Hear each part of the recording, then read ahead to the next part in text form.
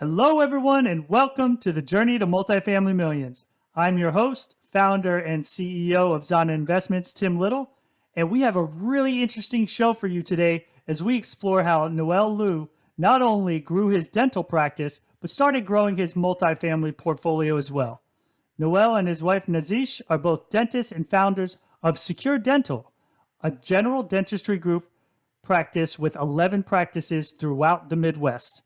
He started investing in multifamily real estate about a year and a half ago and has since invested as an LP on 3 deals and is currently co-GP in a multifamily syndication deal of 150 doors. Noel, welcome to the show. Awesome, Tim. Thanks for having me here. It's a pleasure. So yes, my name is Noel Liu here. I'm a general dentist with my wife, Nazis Joffrey, and we are founders of Secure Dental, a group practice, based in Peoria, Illinois. Great. And Yeah.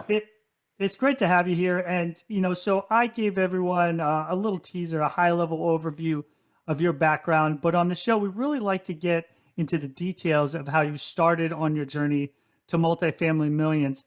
So please tell us a little bit more about yourself generally and what brought you into the multifamily space.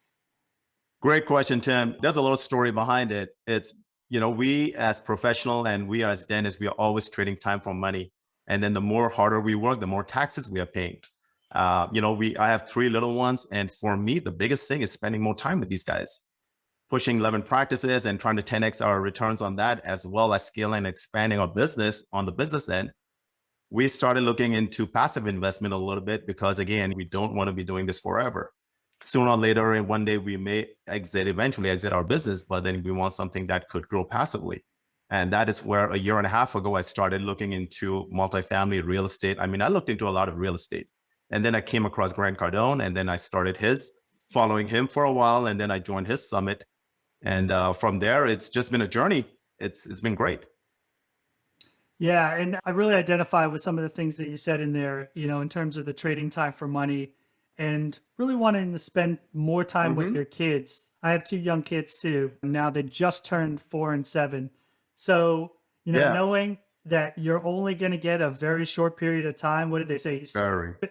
Probably spend, 90% of the time that you'll spend with your kids between the ages of, probably 0 and 16. Between 16 and 18, you're not cool enough, but Right. between 0 and 16. So I really wanted to capitalize on that time too. And so I definitely understand where you're coming from.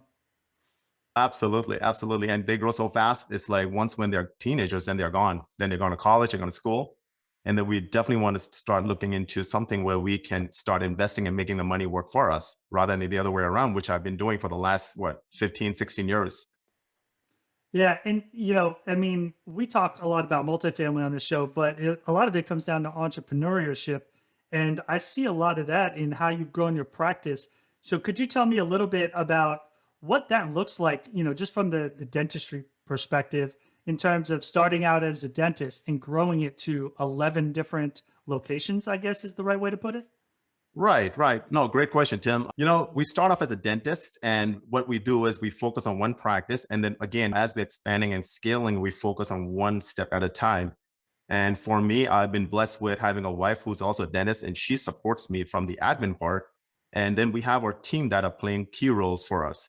So our secret sauce, like I always say, is the team players that's in their respective fields. And that is why I am able to do what I'm doing.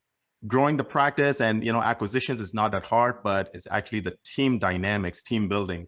And this is what I found in multifamily investing. It's like when we syndicate deals, it's exactly the same process. It's building the team, trying to acquire, going through the due diligence, doing everything else. And then when the property is under management, now it's like running a business. And that's where I found the similarities. And that's what got me so excited that, hey, you know what? Besides dentistry, we can also do the same thing here and still make it sort of passive. Yeah, and that's great that you were able to identify those things, where not only your Yeah. experience, but your skill sets were able to Hmm. be brought to bear on the multifamily side of things. Because you're right, building the team is the first step, and then everybody Absolutely.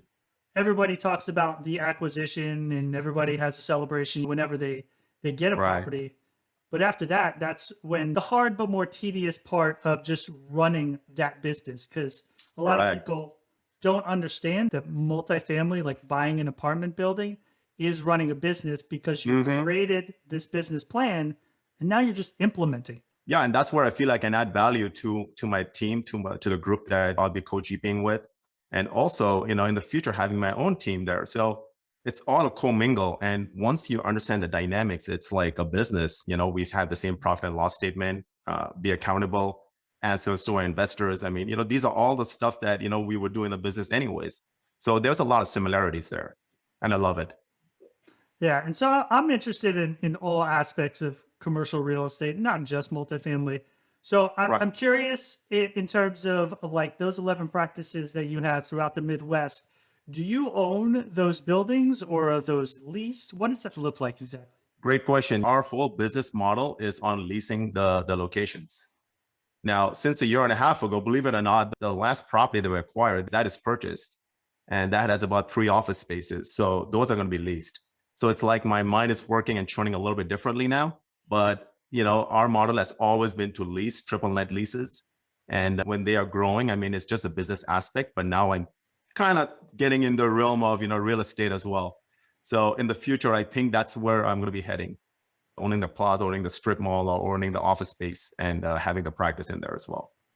Yeah, that's actually what I was going to ask you. If your foray into multifamily has kind of changed your mindset in terms of that location Oh, being absolutely, an asset. 110%. Oh yeah, oh yeah.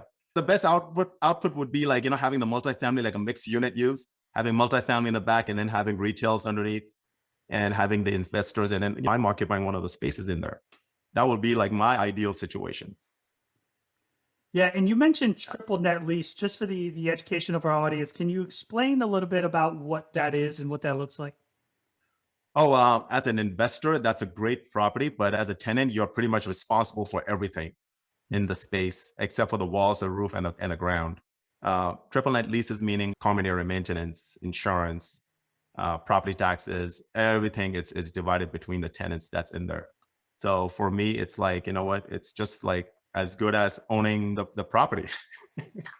Yeah, exactly. So, like you said, for the owner themselves, it's great because there's so little involved in the running of the asset. But Yeah, I mean, all the utilities, the HVAC, everything else, everything is, it's, when as a tenant, it's their responsibility.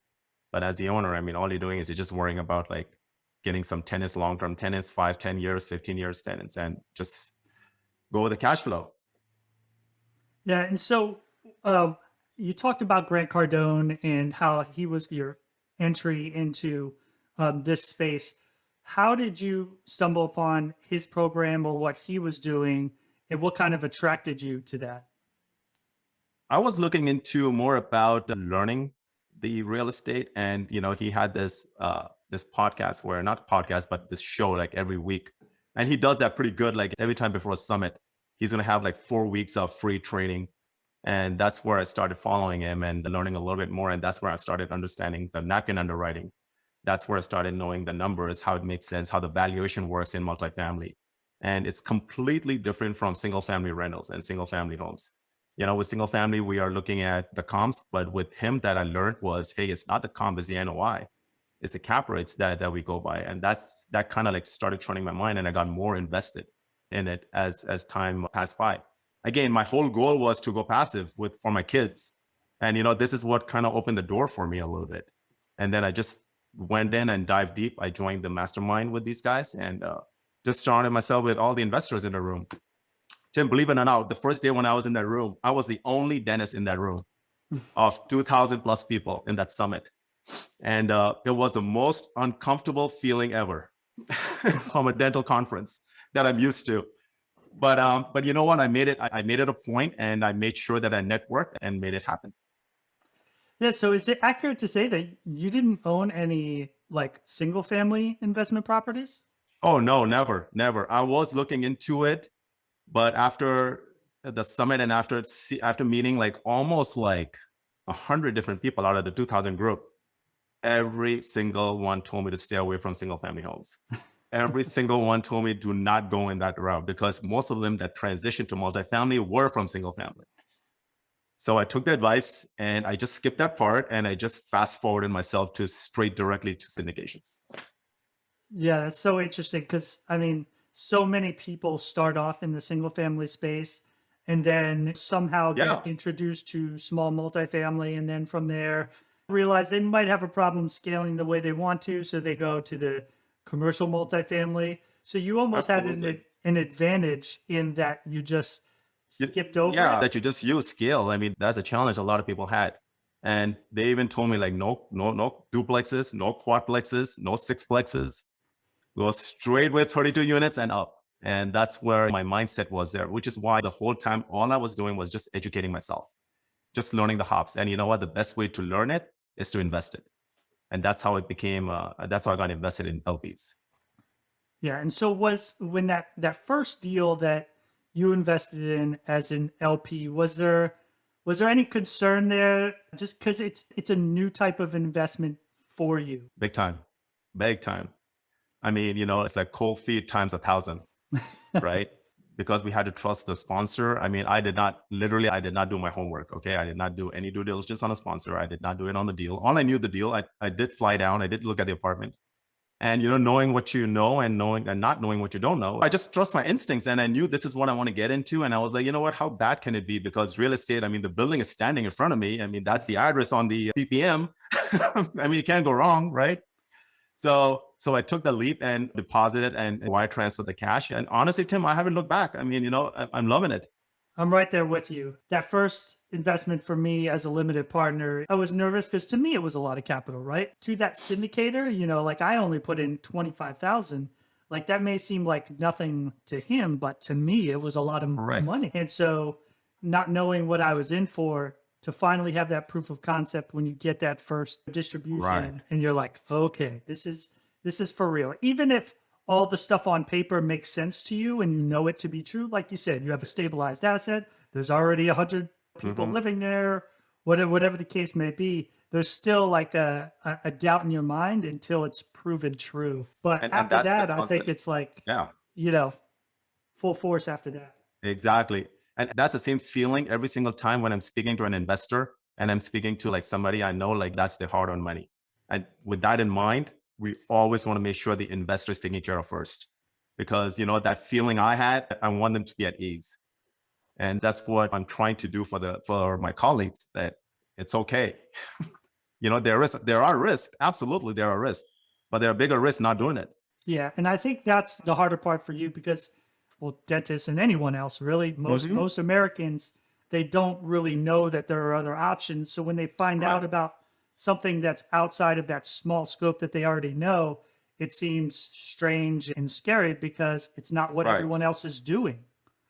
Yeah, what everyone else is doing is going to the financial advisor and in stocks and bonds and like one of those 401ks. And that's where the whole world is surrounding us professionals, because this is where we get trained in and this is what we know. And they are like, hey, if you're earning that much money, you should be putting something aside. And all we know is IRA, Roth IRA, and that's about it. But when it comes to syndication, I mean, nobody talks about it. And so, how have you been able to break through some of that hesitation among your peers? Is it just a matter of talking about it in general so that they understand the Yes. concepts, or? Correct, correct. And I strongly always push for them to educate themselves and surround themselves with people who are actually doing it. And one of the biggest thing is we always provide constant posts in my private group with telling them, this is how it works, the basics, like underwriting basics, what an NOI is, what a cap rate is, how do we calculate this number, how do we calculate that number, how do we project it?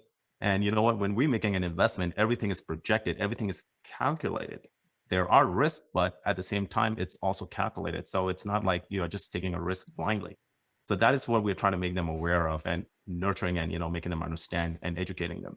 So they feel a little bit comfortable. Hey, you know what? It's okay to do it. Yeah, and we always talk about trying to underwrite conservatively, and I think Big that's time. probably something that you need to highlight. Like, savvy Yes. investors expect that, but if it's someone who's never done this before, it's probably even more important to highlight like, hey, we're taking Mhm. into account this possibility, and so that's why we're only counting this much Correct. rent bumps or whatever your assumptions are, being very transparent with that and showing that you're mitigating the risks.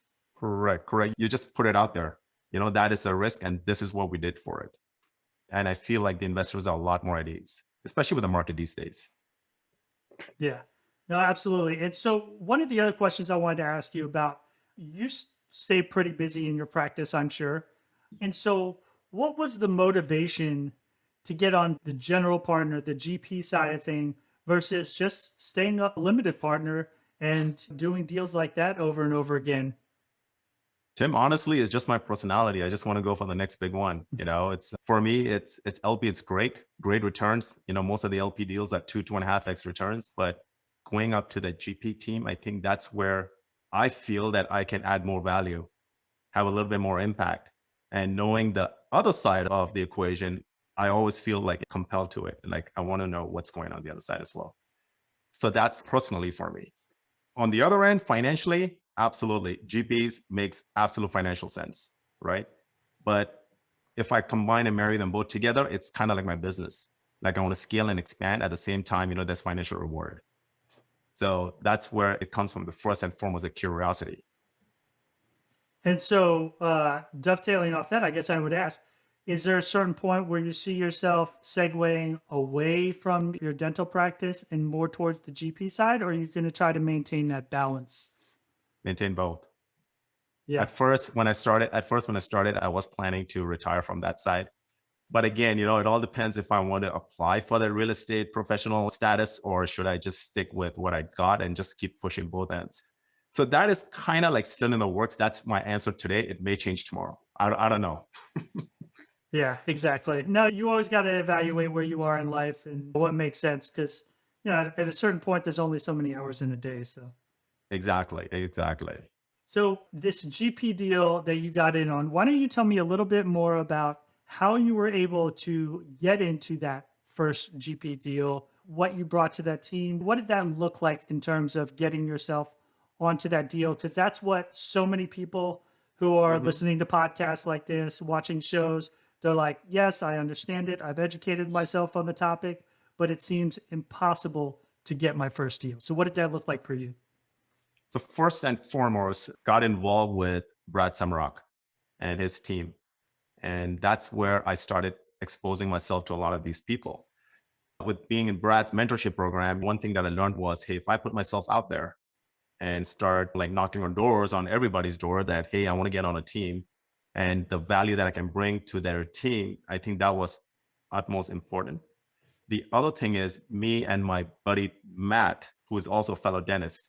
So Matt is originally involved in that team. So when he started seeing me like knocking on doors, he was like, hey, why don't you come in and join us? And that's how I got introduced to this team here. But it was pretty late in the game there, Tim. I mean, by the time I got in, it was just 2 weeks to close. And they were like, hey, if you want to be in, you can come in. You have to contribute. Let's see what can you do about it. I was like, well, I got my business management skills. I can bring some liquidity. I can bring some net worth. I can help you raise. I can help you do relationships. I can network. So they're like, you know what? Let's get you in for networking. Great. I got in and we just hit it off. I mean, it was crazy how it got done. I had to run due diligence on the sponsors. I had to run it on the deal. I had to run it on the underwriting, because I was like, there's no way on earth I'm going to get my investors in if I don't know these guys. So that was the first. I had only 2 weeks into that before they closed. So I think I spent like majority of the week just doing this. And the next week we were just like hitting it all out, all cylinders. And that's how I got in this deal. And since I always wanted to be in co-GP, I was like, you know what? I'm not missing this opportunity. I'm taking it. So for me, it's not about the compensation. Whatever their team is, for me, it's all about getting on the book and getting my traction. And that's, I think, more important for me at this point, since it's my first GP. Yeah, and I think that's key for everyone who's listening. When it comes down to getting on that first deal, you cannot be greedy. No. Be willing to take whatever you can get, even if it's a very minute slice of that equity. Just show that you're adding value, get on the GP team, and then you can say that, hey, you have been a GP on a deal with this many doors, whatever the case may be, because that provides you instant credibility, which makes that second, that third, that fourth deal that much easier. And they were a little bit hesitant to bring me on the team, but I told them straight up, I was like, hey, this is what I can bring to the team. And as far as compensation, I don't care about it. Okay. I don't care about a GP compensation. So the thing is, I'm looking for traction. I'm looking for, getting on my bio that I was a team with you guys. So immediately I added value and they got me in. So I would say my message to everybody is if you want to do something, add value and show that you can do it without asking for something in return at first. Yeah. And I think the other piece of that you brought up before that is the network, right? Finding Yeah. a network to plug into. And that can be either through Facebook, LinkedIn, whatever the case may be, Yeah. or you can buy into networks through some of these Correct. coaching and mentoring programs, which are maybe smaller, but they're almost more elite because these are people who are willing to put capital forward and really dedicate the time to do these things. Correct. So they're taking it very seriously, whereas a Facebook group or a LinkedIn group maybe not taking it as seriously. So that is Correct. another option for people if they've already educated themselves. Find that network. Again, conferences is another great place to build those networks. And once you have those relationships, then you can find the people who are doing deals, and then you can start to pitch yourself based on the value that you're going to bring. No, absolutely. And I always follow Grant Cardone's advice. It's one deal can change your life. It's just that one deal that you're looking for, that one deal and that one person and that one network. If you can tap into that, is a home run. Exactly. Yeah. Once you do that first deal, it can absolutely change your life. Well, this has been great, but I want to go into the turbo round. I'm going to ask you 3 questions in quick succession, and I want you to give me your honest answers. The first question: what is the one red flag every investor should look out for, either passive or active? For me, I'll tell you my red flag has been sponsor and high returns on the deal. So returns being Too high, okay. too good to be true. And that's where I believe that, where we will start with, where we spoke about a conservative underwriting needs to be at play. Yeah. And then just generally vetting the sponsor. Is that what you're getting at? Vetting the sponsors, right? Who they are, track record, what they're doing, and all that good stuff. So like for me, example, if I'm a sponsor, what is my track record? My track record is only 1.5 years. Not good enough, right? But what do I have hooked up is I'm leveraging other people.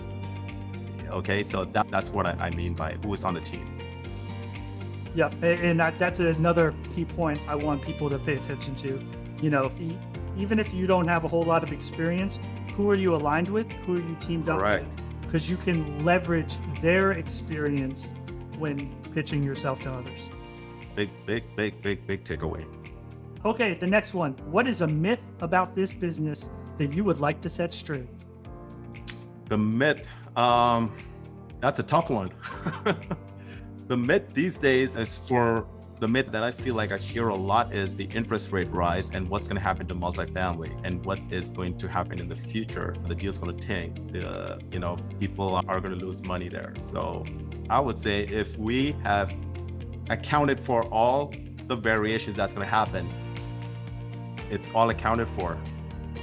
The return and the investment is still phenomenal in real estate, even today's market. And the other myth is, the interest rates are so high. I mean, it's nowhere near 20% that when it was back in the 80s. So I feel like it's still a great time. Everybody should just put their foot on the accelerator and just gas it down. Yeah, exactly. When people say interest rates are high, we need to look at it in a historical context, not just the past 3 months. All right. And the last question: what does success look like to you? For me, success is freedom. Freedom to do what I want, when I want, and who I want to do it. Spend time with kids, financial freedom, time freedom. And for me, success is trying to buy time. And that's huge for me. It's time. Yep. It all comes back around to what you said at the beginning of the show, being paid for your time. Yes. And time is the one thing that we can't make more of. So being able to get more of that back is invaluable. Correct. All right. Well, hey, Noel, this has been great. Please tell our guests how they can get a hold of you and if you have anything else that you would like to share with them. Oh, absolutely. I would say, if you guys are on the fence and still thinking about it, it's never a good time to make a hard decision. And that's what I always say. And if you're on the fence, you think that's going to make sense, just go do it. It's just about doing it. Don't overthink it. It's not rocket science. Get a hold of me. Pretty simple. My first and last name, Noel Liu, NoelLiudds@gmail.com. All right. Well, we'll have all your information in the show notes. I appreciate you coming on, and I look forward to seeing you do big things on your journey to multifamily millions. And thanks for having me.